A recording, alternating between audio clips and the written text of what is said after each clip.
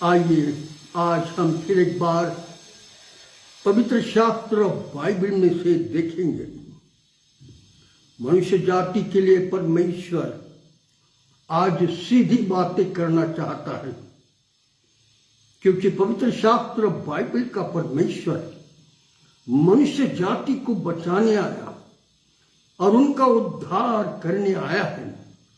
और इसलिए मित्रगण, जब आज पवित्र शास्त्र का अध्याय में करते समय में आज आप सबों को विनती करता हूं, आप वचन को पूरा सुनिएगा और अपने लोगों को सुनवाइएगा। यही आपकी आत्मिक सेवा होगी।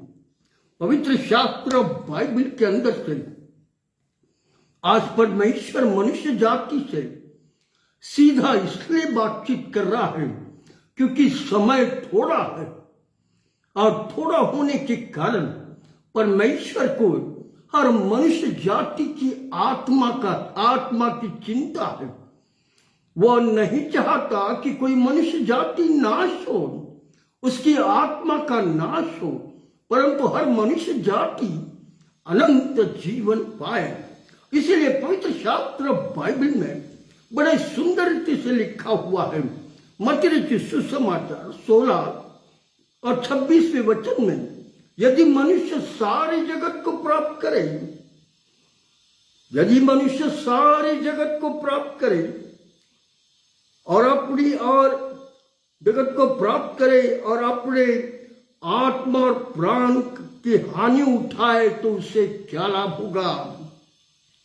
यदि मनुष्य सारी जगत को प्राप्त करे और अपने आत्मा और प्राण का हानि उठाए तो उसे क्या लाभ होगा। आज परमेश्वर मनुष्य जाति के आत्मा प्राण के विषय में कह रहा है, चाहे हम किसी भी समाज के क्यों न हो, परंतु हमारे अंदर जो आत्मा पाई जाती है, जिसके द्वारा मैं और आप जीवित है, वह स्वर्गीय परमेश्वर प्रभु यीशु की आत्मा है। आज मुझे और आपको हमारी आत्मा का बचाव करना है, क्योंकि उसी आत्मा में प्राण और जीवन का मार्ग है। मेरा शरीर नाशवान है, हमारा शरीर नाशवान है, परंतु आत्मा अमर है। और इस अमर आत्मा को दो ही स्थान हैं। एक स्वर्ग जो परमेश्वर का है, जहां से मैं और आपकी आत्मा आई है, वहां वापस जाना है। परंतु यदि हम इस संसार में बुराई, दुष्टता, पाप, अत्याचार, बेईमानी, घूसखोरी, व्यभिचार, हर प्रकार की बुराई में अपना जीवन व्यतीत करते, शैतान के मार्गों पर चलने लगते और पश्चाताप नहीं करते, और उसके बाद मृत्यु हमको आती है, तब ऐसा कहा गया है हमारी आत्मा इस संसार में भटकते रहती है। दुष्ट आत्मा उसे कहा जाता है, और वो स्वर्ग के राज्य में प्रवेश नहीं कर सकती। उसके लिए परमेश्वर ने आग और गंधक रखी हुई है। इसलिए मैं मित्रगण, आज मैं आप सबको अपना प्रिय जानकर इस पवित्र शास्त्र की इन बातों को, गहरी बातों को आप तक इसलिए ला रहा हूं कि हम क्रिश्चियन समाज, हर मनुष्य जाति जो भारत में रहता है, उससे प्रेम करते हैं। हाँ मित्रगण, हमारा शरीर नाशवान है, परंतु आत्मा अमर है। आत्मा की रक्षा करना हर मनुष्य का कर्तव्य है। एक दिन यह उदाहरण मैं आपको देना चाहता हूं, क्योंकि पवित्र शास्त्र बाइबल ऐसा कहता है, यदि मनुष्य सारे जगत को प्राप्त कर ले और अपनी कीमती आत्मा को खोए तो उसे क्या लाभ होगा। एक दिन एक मारवाड़ी बेटा गुजरात से अमेरिका जाने निकला। और अमेरिका जब वो जाने निकला तो उसका ध्येय एक ही था कि हम अमेरिका से मैं कई करोड़ रुपया जमा करूंगा और फिर वापस अपने देश आऊंगा। यह मारवाड़ी अमेरिका पहुंचा, रात और दिन मेहनत करने लगा और खूब पैसा कमाने लगा। उसने इतना पैसा कमाया और अपने घर में जमा, अपने रूम में जमा करके रखा। और उसने कहा कि जब मैं अपने देश वापस जाऊंगा ये सारा पैसा और धन लेकर, तो मैं मेरे देश में बहुत बड़ा व्यापार शुरू करूंगा। और इस विचार से अमेरिका में काम करता रहा और पैसा जमाता रहा। इस बेटे के पास इतनी पैसा हो गया कि इसने कहा अब मैं वापस अपने देश जाऊंगा और अपने व्यापार को वहां बढ़ाऊंगा। इसलिए अपने सारे कागजात, अपने सारे रुपए बड़ी सूटकेस के अंदर भर डाले और सूटकेस के अंदर पूरे रुपए भरने के बाद डॉलर्स लेकर मैं भारत देश जाऊंगा।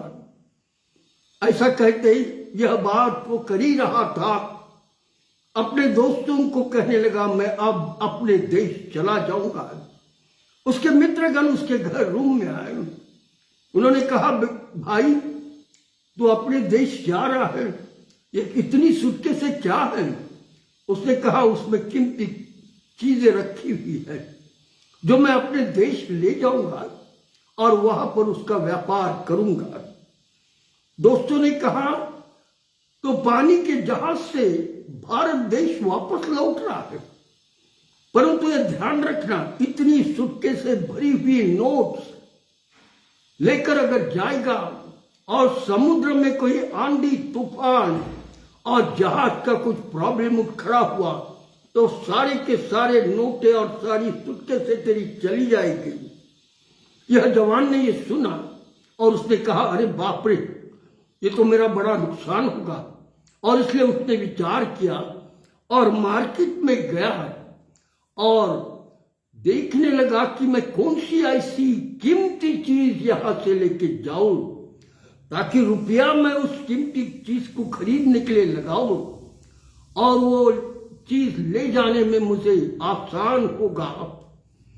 इसमें एक बड़ा कीमती हीरा खरीदा और बड़ा हीरा खरीद के उसने लेकर आया। उसने कहा यदि जहाज में कुछ हो जाए तो मैं इसको जेब में रखने वाला हूं ताकि मेरे साथ मेरा हीरा रह सके। और बड़ी बड़ी बड़ी सुंदर रीति से उसने अपने सारे विचारों को रखा और ऐसा कहते दोस्तों को मिला और मिलकर बाय बाय करके जहाज पर बैठकर भारत देश इंडिया आने लगा। जब ये बेटा भारत देश इंडिया आने लगा तो जहाज में जब वो बैठा था तो उसने विचार किया कि जहाज के ऊपर में एक मैदान होता है और वहां पर लोग बहुत खेलते हैं, हंसते हैं, बातचीत करते हैं और सारा देखावा देखते हैं, क्यों ना मैं भी ऊपर जाऊं। और ये जवान बेटा ऊपर जाने लगा। उसके जेब में उसने अपना हीरा रखा हुआ था। लोग खेल रहे थे, कुछ कुछ चीजों को ऊपर फेंक रहे थे। इसने भी वहां पर जाकर देखा और ऐलान किया और कहा देखो मेरे पास बहुत बड़ा हीरा है, मैं ऊपर फेंकूंगा और उसको झेलूंगा। और ये जवान फेंकने लगा। पहली दूसरी बार तो आसान रह गया झेलने के लिए, परंतु लोगों ने उसको मना किया भाई ऐसा मत कर जवान, तेरा सारा रुपया, तेरा सारा हीरा खराब पानी में गिर जाएगा। परंतु वो घमंडी था, उसके अंदर अमीरी का भूत लगा हुआ था और अपने आप को बहुत बड़ा बताने वाला था और इसलिए उसने लोगों की बातें नहीं सुनी और फिर ऊपर फेंकने लगा।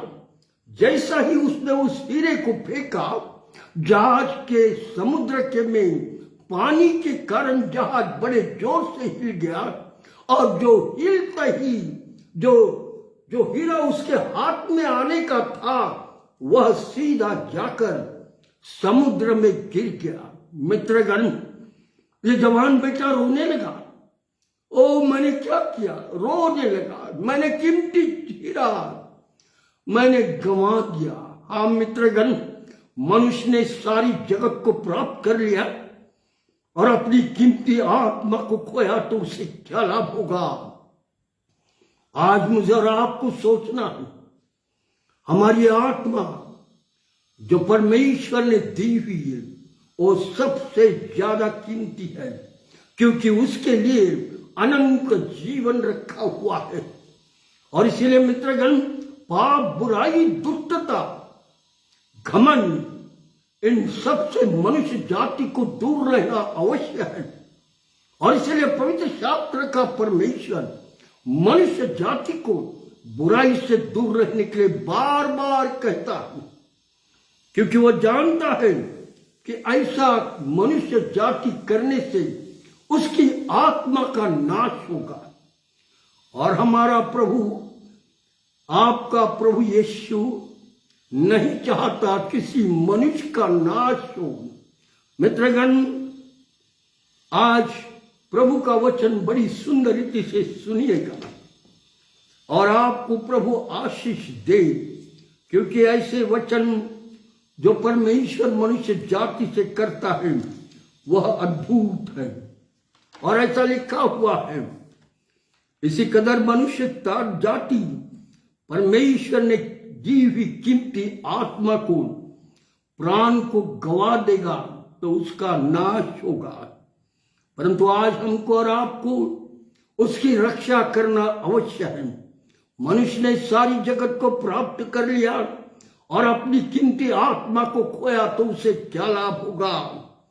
मित्रगण, बड़ी सुंदर रीति से प्रभु यीशु मसीह यरूशलेम के ओर से जा रहा था। पवित्र शास्त्र बाइबल में ऐसा लिखा हुआ है, लूका रचित सुसमाचार 18 और उसके 18 वचन से, एक धनी व्यक्ति प्रभु यीशु मसीह के पास दौड़ कर आया और प्रभु यीशु मसीह से कहने लगा, गुरु गुरु, अनंत जीवन पाने के लिए मैं क्या करूं। प्रभु यीशु मसीह ने कहा, चोरी न करना, हत्या न करना, झूठ न बोलना और व्यभिचार न करना, और तू अपने माता पिता का आदर करना। उस जवान धनवान भाई ने कहा, गुरु मैं तो ये बचपन से पाल रहा हूं। प्रभु यीशु मसीह ने कहा, यदि तुझे अनंत जीवन चाहिए ना, तो जितना तेरा धन दौलत और सब कुछ है उसे बेच और उसका जो पैसा आएगा वह कंगालों को और गरीबों को बांट दे और मेरे पीछे हो ले, तो तुझे अनंत जीवन मिलेगा।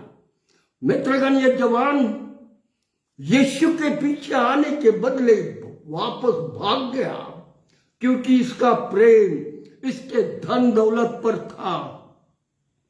मित्रगण, मनुष्य परमेश्वर की आज्ञा मानकर चलेगा, अनंत जीवन उसका होगा। आज वह व्यक्ति चला गया, अनंत जीवन नहीं चाहिए, परंतु इस संसार का धन दौलत पैसा मुझे चाहिए। मित्रगण, धन दौलत पैसा मनुष्य जाति के पास 70 साल, 80 साल, 90 और बहुत एक 100 साल तक रहेगा, परंतु उसके बाद मनुष्य को मरना अवश्य है। मरने के बाद उसके आत्मा का क्या होगा। इसीलिए पवित्र शास्त्र बाइबल बार बार मनुष्य जाति से कहता है, पश्चाताप कर, पापों के लिए रो, ताकि बचाया जा सके। हाँ मित्रगण, आज मुझे और आपको इन सारी गहरी बातों को जानना जरूरी है।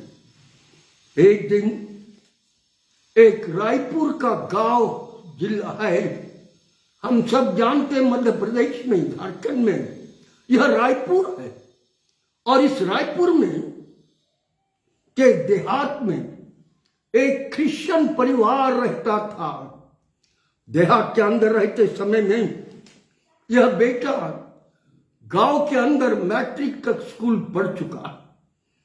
इसने अच्छे अव्वल नंबर से पास हुआ, 10वीं वर्ग।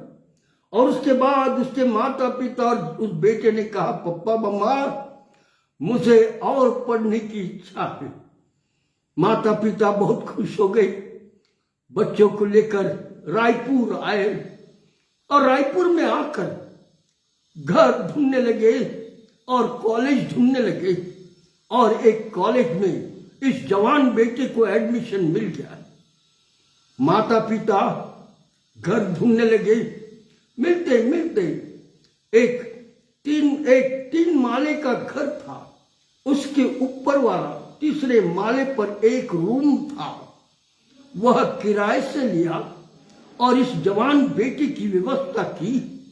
यह बेटा अपनी खटिया, खाना पीना बनाने की वस्तु और सब कुछ रखकर पढ़ाई करता था और कॉलेज जाता था। और रविवार के दिन क्रिश्चियन होने के नाते चर्च जाया करता था। ऐसा कहते पढ़ता रहा, कॉलेज जाता रहा, आता रहा और बड़ा बिजी पढ़ने में, क्योंकि उसको मालूम था मैं एक गरीब घर का लड़का हूं। मेरे पिता और माता कष्ट करके मुझे पाल रहे और बड़ा कर रहे हैं, मुझे पढ़ना अवश्य है। और इसलिए मित्रगण वो जब पढ़ता रहा, पढ़ते समय में अपने कमरे में एक दिन एक साइड की एक खिड़की उसने खोल कर देखी। और जब उसने खिड़की को खोला तो उसने देखा शाम के समय में एक बड़ा मैदान, उसके बीच में एक बंगला है और बंगले के आजू बाजू कारें और अमीर लोग हैं। यह देखकर उसने कहा, जरूर यहां कोई ऑफिसर रहता है, इसलिए लोग उन्हें मिलने आते हैं। इसलिए वो अपने कमरे से नीचे उतरा और उतरकर सीधा उस बंगले के कंपाउंड में गया और लोगों से पूछने लगा कि यहां कौन सा साहब रहता है। लोगों ने कहा, साहब नहीं, यह एक वेश्या रहती है और वो वेश्या को मिलने के लिए लोग आते हैं। और वो वेश्या लोगों को पैसा कमाकर ब्याज पर पैसा देती है और ब्याज पर पैसा दिया हुआ जमा करती है। और इस रीति से एक वेश्या का काम भी चल रहा है और इधर व्यापार का काम भी चल रहा है। यह सुनकर यह जवान बेटा बड़ा आश्चर्यचकित हुआ, वहां से टर्न हुआ और अपने कमरे में गया। जब अपने कमरे में जाने लगा तो विचार करने लगा, हम तो यार अपने क्रिश्चियन चर्चेस में जाते और एक क्रिश्चियन चर्च के पास्टर लोग बार बार यीशु का वचन, बार बार पश्चाताप करो, पापों की क्षमा मांगो, बुराई से दूर रहो, लेकिन ये क्या है? सारी बुराई, व्यभिचार, वेश्या का काम चल रहा है और इसका नाम इतना बड़ा है कि इतने अमीर लोग यहाँ है। और यीशु प्रभु कहता है वचन में, पश्चाताप कर, अपने पापों को छोड़। और यहां देखो क्या हो रहा है। और इसी विचार में वो अपने कमरे में गया और अपने कमरे में पढ़ाई करने लगा। ऐसा कहते 2-3 दिन के बाद फिर से उसने खिड़की खोल कर देखा तो उसे उस खिड़की से देखते समय बहुत गाया और लोगों की भीड़ दिखने लगी। उसने कहा, जरूर कोई बड़ा कार्यक्रम होगा। और इसलिए वो नीचे आया और नीचे आकर बंगले के उस पास कंपाउंड पर गया लोगों से पूछने लगा आज क्या कार्यक्रम है यहाँ पर, इतने लोग आए हैं। लोगों ने कहा बाई की तबीयत थोड़ी बिगड़ी है, इसलिए लोग उसे मिलने आए हैं। इसके मन में फिर बेचैनी आई। देखो, एक वेश्या थोड़ी बीमार नहीं हुई तो डॉक्टर्स, वकील, बड़े बड़े लोग यहां पर है और उसकी पूछताछ कर रहे हैं। वो बड़ा बेचैन हुआ और कहने लगा यीशु मसीह के वचन में लिखा है पाप की मजदूरी मृत्यु है, परंतु यहां देखो पाप के कारण कितनी तरक्की है। और इसलिए परमेश्वर के खिलाफ विचारों में ये जिसका नाम तुकेलाल है, तुकेलाल पूर्ण रीति से परमेश्वर के बातों के विरुद्ध चलने के प्लान में था। मित्रगण घर चला गया यह सुनकर। उसके बाद वो रहा ध्यान देने लगा, कॉलेज जाने लगा। कॉलेज से आता था, अपने कमरों में थोड़ी पढ़ाई करता था और फिर रात को सोने जाता था। ऐसे समय में एक दिन रात को जब तुकेलाल सोया हुआ था अपने बिस्तर में, तो अचानक उस मध्य रात्रि के समय वह बाई बड़े जोरों से चिल्लाने लगी और ये कहने लगी धन पैसों ने मुझे छोड़ दिया, पैसों ने मुझे छोड़ दिया। और बड़ी चिल्लाहट के साथ बैठी। तुकेलाल अपने बिस्तर से उठा, खिड़की खोली, देखा बहुत असंख्य लोग हैं। दौड़ा नीचे पूछ के आने लगा और लोगों ने कहा बाई की तबीयत बहुत बिगड़ चुकी है और इसलिए डॉक्टर्स आए हुए, लोगों की भीड़ यहां पर है। और ये सब सुनकर यह जवान बेटा मन ही मन में बेचैन होने लगा और अजीब सी बातें अपने मन में सोचने लगा। मित्रगण, जब इसकी ऐसी स्थिति थी तो वापस अपने कमरे में गया और सोने लगा। जब वो सो गया तो दूसरे दिन मध्य रात्रि के समय फिर आवाज आए, मुझे छोड़ दिया, पैसे नहीं, और स्त्री की मृत्यु हो गई, ये मर गई। तुकेलाल अपने कमरे से नीचे आया और पूछने लगा क्या हुआ। और लोगों ने कहा बाई की मृत्यु हो गई। डॉक्टरों ने कहा आज मृत्यु हो गई, बाई नहीं रही।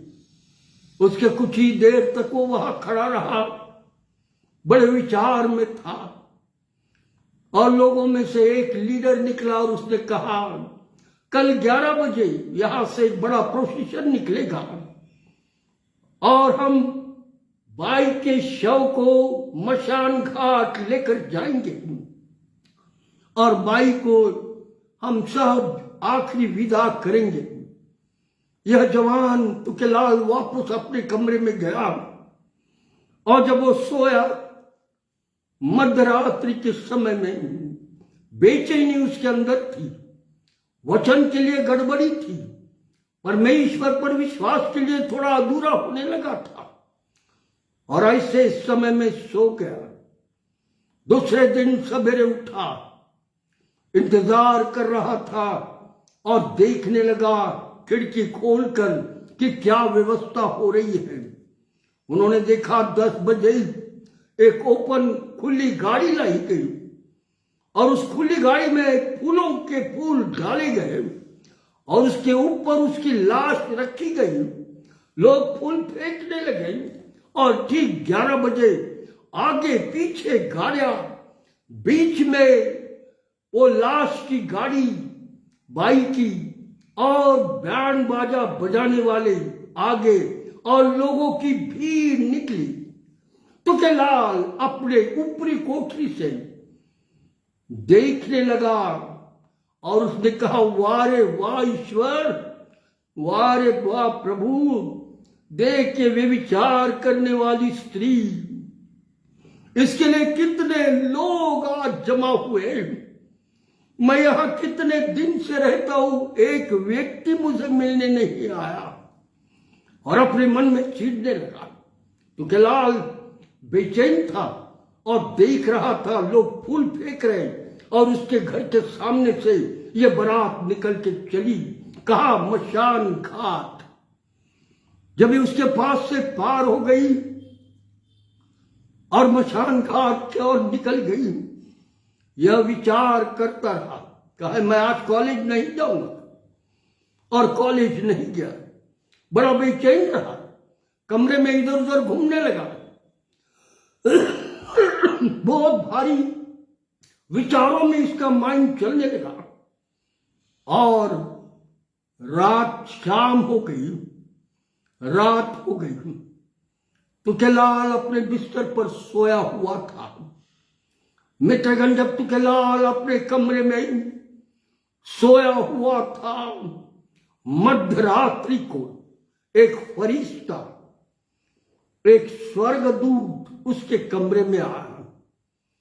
तुकेलाल ने देखे बराबर डर गया और बड़े जोर से आवाज से बोला, परंतु तुकेलाल बोलते ही स्वर्गदूत ने तुकेलाल का हाथ पकड़ा और तुकेलाल को कहा, तुकेलाल चल, मैं आज तुझे दिखाना चाहता वो जो वेश्या है जिसकी तू इतनी तारीफ कर रहा था, मैं दिखाना चाहता हूं वो कहां है आज। और उसका हाथ पकड़कर फरिश्ता स्वर्गदूत उसे लेके जाने लगा। और ऐसा कहते जब जाने लगा तो थोड़े देर के बाद बड़ा घना अंधेरा आने लगा। जैसा आगे जाने लगा, जैसे दीवारें अंधेरे के उसके शरीर को लगने लगे।